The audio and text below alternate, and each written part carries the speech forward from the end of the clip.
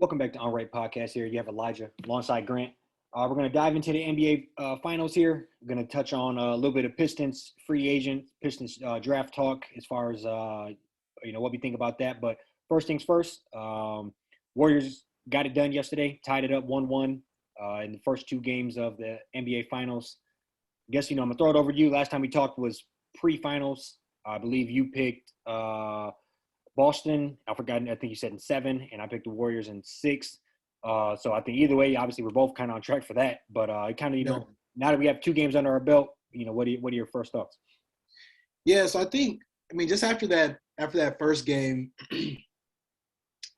I think Boston's a really good team. I think they're the better team. I just don't think that they're like the more experienced. And like that first game just felt weird. Like it was almost like Golden State just kind of took their foot off the pedal and just really like, I just never seen a team explode for 40 like that in the fourth quarter. In the way that like Golden State responded, just kind of ran out of gas. I don't know if it was just like adrenaline, you know what I'm saying, just kind of pumping and then just kind of tailed off or what the case might be. But I mean, it's a solid series so far. I'm shocked that Boston was able to steal one out in California. So we'll see what happens when they get to Boston. I mean, you got series starting to get a little chippy. Draymond definitely put his stamp on the game last night. I feel like he kind of got a couple of the players on the Celtics out of sorts. They definitely didn't get the support they did from role players in game 1 as they did in game 2.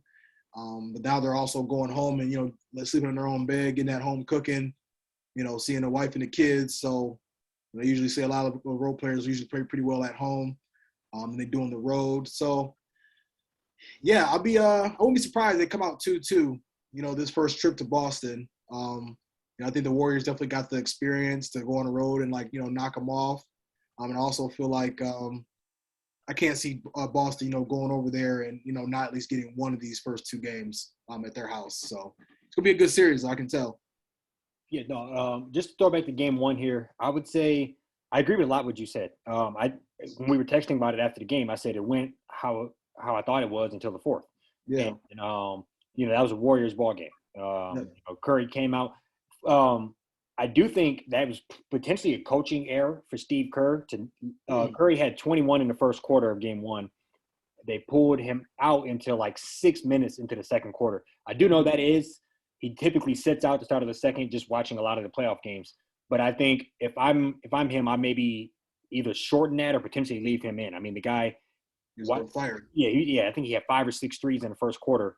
Yeah. So I probably would have wanted to see what would have happened if he kept his foot on the gas. But I could see not wanting to, completely screw the rotations. But right. You got to let those moments ride, I think. But outside of that, the the Boston Celtics hit like 9 or 10 threes in the fourth quarter. I think, that's not going to happen very often. Right. That's great for a half. And then for them just to be a landslide of threes in the fourth quarter, that was quite amazing to watch. Actually watching it, it seemed kind of surreal, really, that they were just draining them. The Warriors looked so out of sorts. Yeah. And like you said, they kind of, I don't know if it was a flustered or if they just let them kind of, I don't know what it was really. They never really responded though. Yeah. Yeah. So all that rolling into game 2, I think the Warriors came out with the exact same game plan, and you've seen it work to perfection this time. Celtics didn't hit the shots like they want.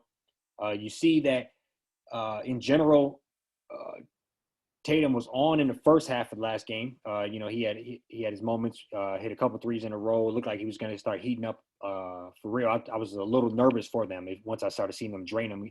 Yeah. But then once again, it seems like he kind of let his foot off the gas, or shots that normally were falling just weren't falling for him, and it seems to kind of be a reoccurrence of that.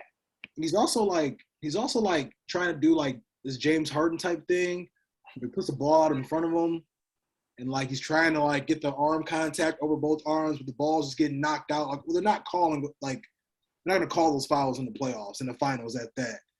So I just think I watched him do that like 5 or 6 times where he kind of like either lost the ball or he took 2 steps, didn't commit to shooting, ended up like turning the ball over. I think they had legit like 10 turnovers in a matter of like 5-6 minutes, and that's when the avalanche started to kind of like really, come from Golden State. Yeah. So, yeah, no, I agree with that. And so I think Boston heading into Game 3 here. Boston's obviously one of the more hostile places to play in all of the NBA. With the series tied up 1-1, they're going to be fired up, probably more fired up than if they were down 0-2. So I think the crowd knows that they could be like quote unquote the sixth man. So I think they're going to be into it. They're going to be looking to get Draymond kicked out. They're going to be looking to let Curry have it, and if he does any shimmies or whatever, they're going to hate him even more. So the crowd is going to be a major factor for this team, and so I think if the Warriors can go out there and weather the storm in this third game, I kind of take control of the series. I think that's a very pivotal third game. I think either way, if you can you got to even out the series. If you're Golden State and win one of these two on the road, but I think you can go ahead and get it done. Game 3, I think that puts that much more pressure on Boston, and takes that much more off of you. So that's kind of if I'm Golden State, I'm really looking to go ahead and take the series lead in this one, and come out strong. But they look phenomenal. I mean, from top to bottom. I personally think you said Boston's a better team. I really don't know. I think Warriors are so damn stacked. Yeah. I mean, I feel the same way. As bad as Clay has been playing, you're going to tell me that any game he couldn't drop 30. So I think you got that cooking. Curry's doing well. Poole's playing phenomenal. Wiggins. I mean, they got their depth is pretty good. I mean, I feel like both teams. I mean, I feel like they're pretty evenly matched. I mean, they both go like 9-10 deep. I think Boston has more size to where Golden State has more, finesse. Just kind of, like they both play like almost opposite styles of offense. But yeah, I mean, firepower. The firepower from Golden State, I think I would kind of give them the edge just with having more of a punch off the bench with Jordan Poole.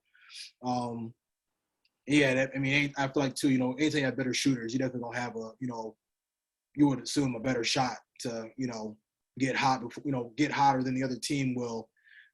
You're right. Yeah, once Golden State, once some shots start, once we've seen Clay and Steph get hot.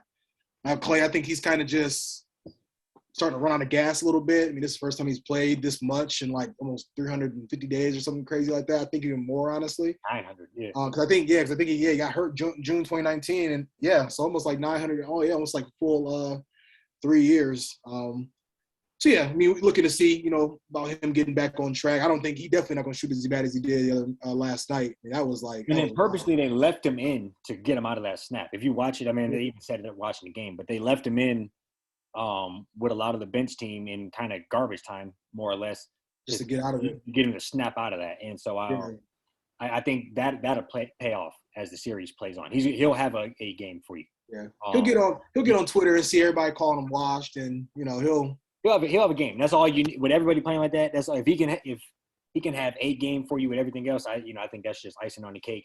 Yeah. But no, it has been a good series. I mean, all in all, it's interesting to see this Boston team play for them to be so young. Mm-hmm. And Horford, where the hell is he at game 2? So if he's going to be, is he going to be anywhere, 80% of game 1? That Boston's got something to say, but he's going to be missing MIA again. Yeah, so I will say one thing that Boston, they don't do them no favors with is like, I mean, they're physical, but they're like a little too physical. And they just get in foul trouble pretty quickly. Like, they got in foul trouble pretty quickly last night. And then even, like, some turnovers. Like, I'm talking just throwing the ball out of bounds. Like I said, Tatum, he had, like, 7 or 8 turnovers by himself. Guys just, like, not making the correct decisions. And I think Golden State had 33 points off of, like, 19 turnovers. So, like, that that right there in itself is just, like, I mean, as we kind of said, even our boys, our Fab Five group chat, we just talked about how like the Celtics, like they gonna find a way to like lose this series. Like I think, what I'm saying, just off of like how they've always played, and obviously, and I do think just from an experience standpoint, Golden State does have the upper hand, and just being there many times before in the past. But like Boston, I mean, these are just some games. Like last night, they didn't do themselves no favors. They didn't help themselves out at all. It was over at like midway through the third. Yeah. And I seen somebody say that every game Boston plays is the biggest game of their career. And they either fumble or they and Curry and Clay and all them.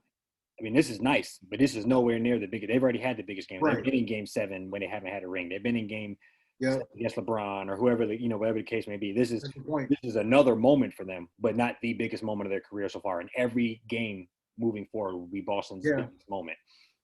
Yeah. That's a good way to look at it. I didn't think about that. Okay. Yeah. No. Who do you think? So I think Game 3 is Wednesday. Mm-hmm. I mean, who do you see kind of pulling that one out? I'm looking for the Warriors to get it. I think they're still going to take care of business. I think if they can get that one, to kind of set the tone for on the road. They lost their first game at home. Go ahead and try to an eye for an eye and take that one. Yeah. And just kind of continue the slow steamroll. I still think Warriors in 6. So probably get this one, lose, take care of business at home. Yeah. Yeah, I see them winning Game 3, but I see Boston winning Game 4. Because I think Boston likes to make things extremely difficult on themselves. I mean, we watched it all through the playoffs pretty much. Like, I mean, they blew a game against Milwaukee. Blew a couple games. Blew a couple games in that Miami series. They just let teams get back into it or just don't make the right decisions. But they've always just responded like very, very well. But yeah, obviously, stage, games are gonna be a little tighter, stage a little bit more brighter this time around. So yeah, we'll see what happens. The hope is to get them going back 2-2, so anything we can do to get to the 7 games, just as much basketball as possible is ideal, in my opinion. Yeah, and I mean, I got 2 things to say. Draymond ain't making it out of Boston in both games. Yeah, he going to the locker room early, and this is the new shirts they released. Put it up a little. Yep. Yeah. So that's gonna watch that be the snapshot for the fucking thing. The caption was 9 points, 5 rebounds, 7 assists, and 29 tackles last night. That was it there. They said that's what the stat line was. They probably gonna have somebody. Barstool can probably have somebody passing them out as people walking in. They might even try to be like, "Hey, can we just throw these on the back of the seats for the game?" Very true. Because that's typical Boston. Dave Portnoy, the owner of Barstool or whatever the hell he is now, big Boston guy. I mean, I can deal with it a little bit because he's a Michigan guy, but that's a separate note. But so yeah, Draymond ain't making. Brian lives in his head rent free. Thanks. Draymond ain't making out of both games, and then I would just say, damn, I had another point on this, but yeah, I don't know. Either way, I'm looking forward to. Oh, the NBA, they spread these damn games out this year. On the 4th of July. This year. Yeah, and I think 4 or 5 seasons, Game 7 gonna be on 4th of July. Right. Yeah, seriously. I mean, they talk about mid-season tournament and all this other type of stuff they got going on. And yeah, I mean, and even too, it'd be ideal. I say it'd be ideal to go to a Game 7 because the Game 7 would be Sunday night, and then that following Thursday would be the draft. So just have a couple days to just hear about the series, and then you'll look up. And it'll be I don't know. NBA draft is always one of my favorite events. I can't sit and watch all of it, but Pistons been picking pretty early, pretty often lately. So that's soon to end. But no, the game 7 theoretically would be on June 19th. Yeah. At 7 p.m. or at June 19th, Game 7. That's just great. And it started June 2nd. Yeah, we got 3-4 game break in between. Yeah. They're flying across the country. Right. Literally clear across the country. But it's just kind of crazy. And it's also they also try and make sure because it's like they want to have Wednesday night. Ain't nothing else going on right now except for baseball. I think they're trying to I personally think they should keep the games on during the week. I think the worst thing you can do is try to put on a game like that on a Saturday. I'm a pretty obviously both big basketball fans, but if it's gonna be on Saturday, it's gonna be it's the odds of depending on what it is. Sometimes it's you don't really always work to the schedule. I agree with you. Definitely on a Saturday. And now if they threw this little Sunday at 8 versus Sunday at 4:30, sounds a lot better to me. But no, I agree. Regardless. And the worst thing, we can shift gears here, but the worst thing is like it's in Boston on a Wednesday. It's at 9:00. That makes zero sense to me. I can see why. Well, obviously, you got to keep the West Coast fans in mind because if they did have it at 5, they'd be all stuck in rush hour traffic. But it's still just like, they still stuck in traffic at 6. Right. So you might as well just keep it at 8. Yeah. You got to work early. Yeah, no. Right. So just to transition here, talk about the Pistons a little bit. As far as there's a lot of talk about what the Pistons are going to do, who they're targeting, what potential players are out there, and it seems to be mutual interest, which is another, I guess, an exciting thing for the Pistons. Yeah. So I guess from all the talk that we're hearing about, who are you most in favor of as far as the group of guys, or who are you against? I guess they can go either way. For like free agency, free agency? If they're okay. I mean, there's a lot of big names. Look like they might be willing to spend a little bit of money, which is so if you're going to drop, let's say, $120, $150 million on somebody, your number one is. Man. Wow. I don't know. That's tough because, like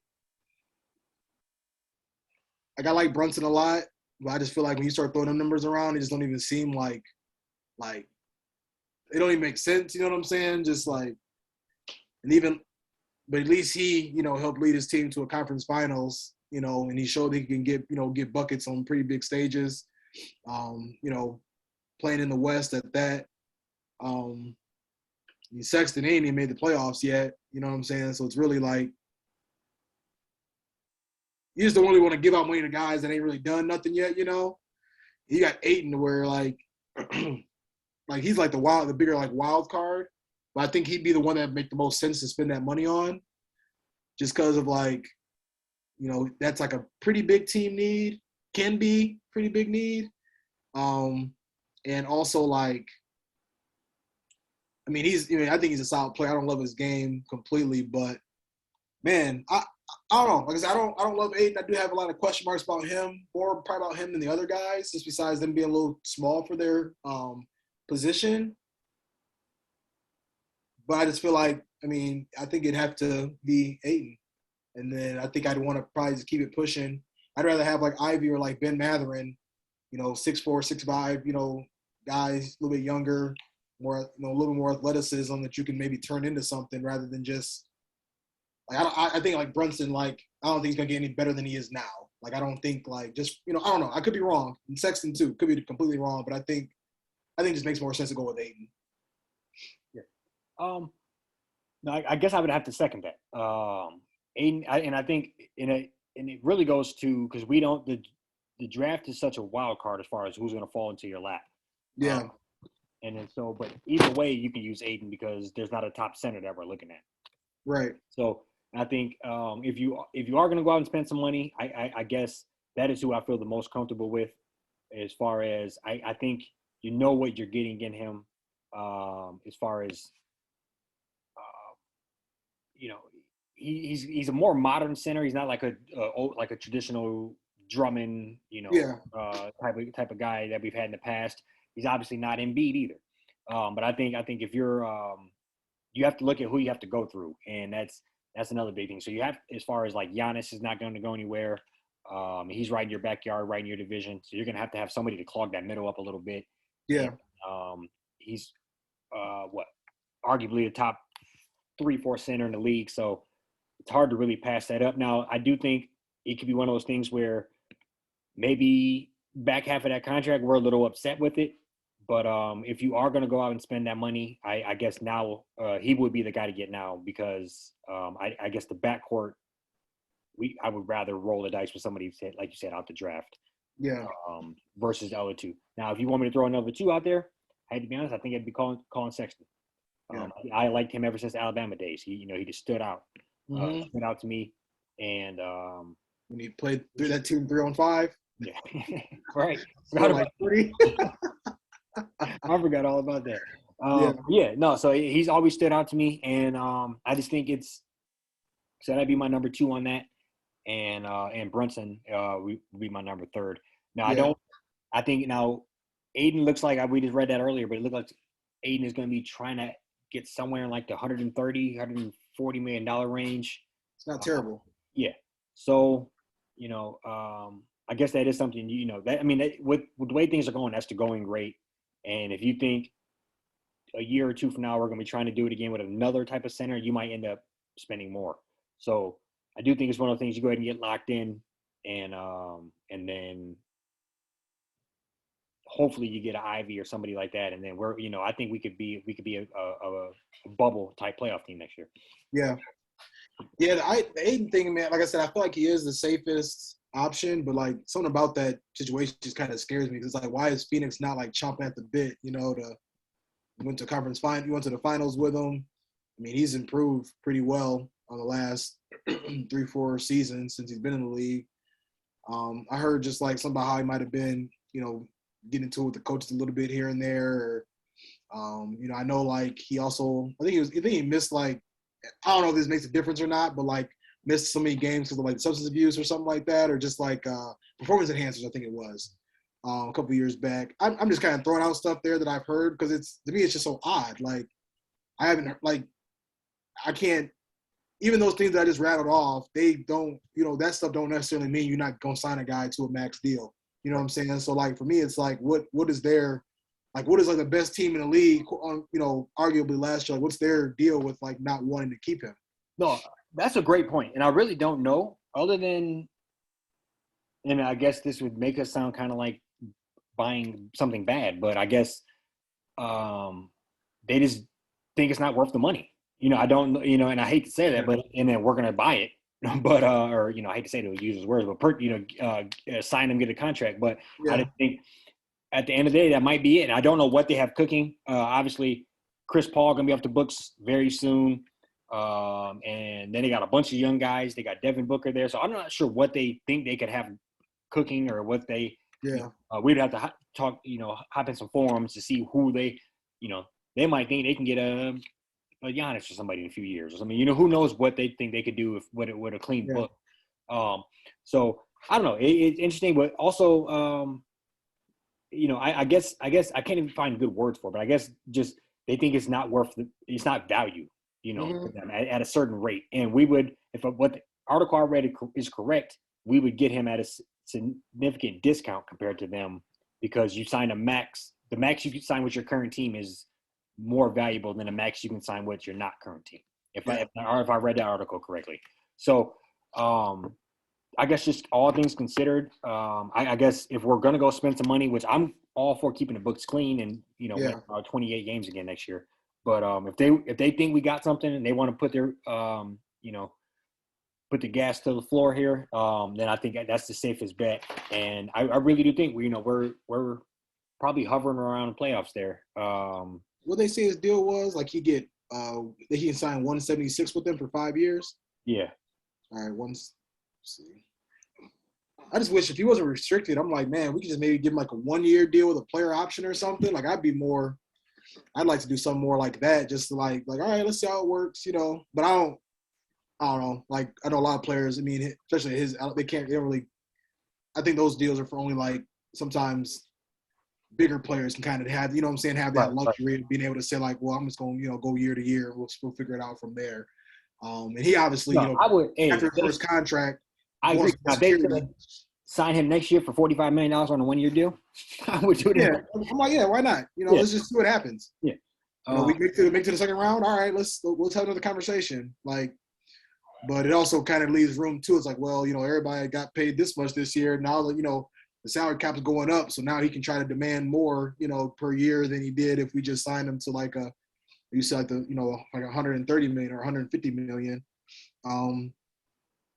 Yeah, I don't know. Like I said, I like his game. He's not like my favorite. I don't love like everything he does. I think he could maybe look to be a little bit more aggressive, like rebounding and just like playing a little bit more under the rim. But according to the CBS article, it says if Aiden moves on, he's likely to end up on Charlotte, Toronto, Portland, Indiana, as mentioned above. But Detroit could offer him a max space contract. So we'll definitely be calling. Yeah. And it's gonna be a sign and trade, and I mean it's gonna have to be just because he's restricted. I think he's restricted. So that means somebody leaving if he coming.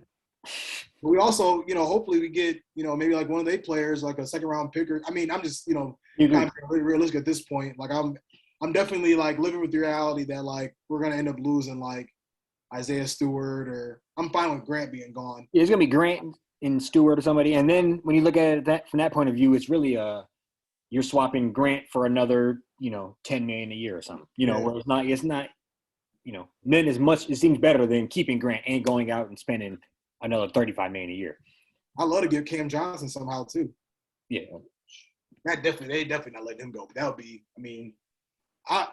you give us Ayton and Johnson. I think Killian would do great learning behind CP3. Yeah, I agree. Him, yeah, hell yeah.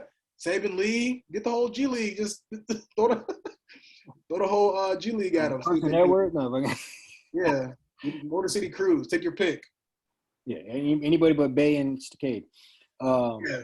So I mean, hey, if next year, if we're looking at Ivy, Bay, Cade, Bagley, Aiden, with a couple of the guys, that we know off the bench, I don't think maybe get a shooter. Yeah, in there off the bench from free agency. Yeah, I think that's realistically, I think that's like an upper 30 win team. I think that's like a 37 to 41 wins. Is Draymond a free agent yet? I feel like he signed that contract in like 2015. I think it's got to be time soon. Like I feel like I'd love to have Draymond just in there for a year or two. I feel like that would really. You want to talk about getting the stadium attendance up and everything, and he can mess around and just kind of help them. Obviously he's not who he used to be, but I still think you can. He probably have to. I don't know about like trying to get him like as like a starter, because I do feel like they got like more guys that are like more talented that can should start over him, but. Maybe in a couple of years, when he's thinking about it, think about going full time into TNT and doing his little podcast. We can get him to maybe next summer hop over there and next summer. Yeah, I feel like he probably got when he come in like 08, 09? Somewhere around there. I think he played at least like 12 to 13 years, 12 to 15. He's in that range for sure. He's 33 years old. Yeah, so he's like 10 or 11 years. Yeah, probably got 2 or 3 on him. Yeah. Yeah, no, so I'm cool with that. But I think the Pistons are obviously in an exciting place. So every day you wake up is different. I mean, I've seen some crazy shit about Gordon Hayward that almost made me throw my phone. But I mean, every day you wake up, you see some different shit that. I didn't see that about him. Oh my god, it was horrible. But just exciting, So I think it was basically Jeremy Grant for him and a couple other random. But I saw Jeremy Grant, Sadiq Bey, and one other player for Ben Simmons, and that had me a little scared. Not gonna hold you up. Yeah, because Ben Simmons made sense when Cade wasn't there. I don't think he really makes sense no more. No, he don't make sense. I'm glad we didn't do that this year. Yeah, especially because he didn't come back and play. Like if he would have been playing since March and even did what he's supposed to, like what he normally did. But seriously, is he playing game 1 of next year? I don't know. That's how crazy the situation is. I think about honestly, you put him on the floor now, you can almost pretty much double team the other team's best player, and not really even worry about having to guard him. Unless he come back, just what if he come out and start just firing threes? That'd be so nuts. But he got to kind of now because it's I just feel like he gotta, be able to at least be somewhat of a threat. But that's a topic for another day. But I know. I think it's always a good time of the year. It can make you a little excited about what might happen with the Pistons. It can also kind of concern you because you just hope that they don't start just taking the bait, taking on bad contracts just to help other teams out or trying to speed up the process. We've been so bad since 2017, 2016. What's another year or two gonna do? Honestly, we got young guys you can watch play that are fun to watch. At this point, it's we might as well just let them rock out for a little bit longer and just make good decisions on free agency and just in the draft and continue to do so from there. Agreed. Yeah, no, I don't speed it up and do nothing stupid. I think I've said it 100 times and I'll keep saying this. It's all on record. We need to have the books as clean as possible. We need to be able to get 2 max or a Cade and another max when he's a free agent. Yeah. Whatever we do to make that happen. Yeah. Spot. That's kind of. Oh, I'm with you on that. Agreed. Yeah. Well. Anything else? No, that's all I got. And so tune back in. By the time we tune back in, it'll be the night of Game 3, so we'll be able to just have get a little bit more analysis on that before the game starts. Dive into a little bit more of the draft stuff, and that'll be here before you know it. Yeah, so around the corner for sure. We'll be back at the Wednesday. Yep. Till next time.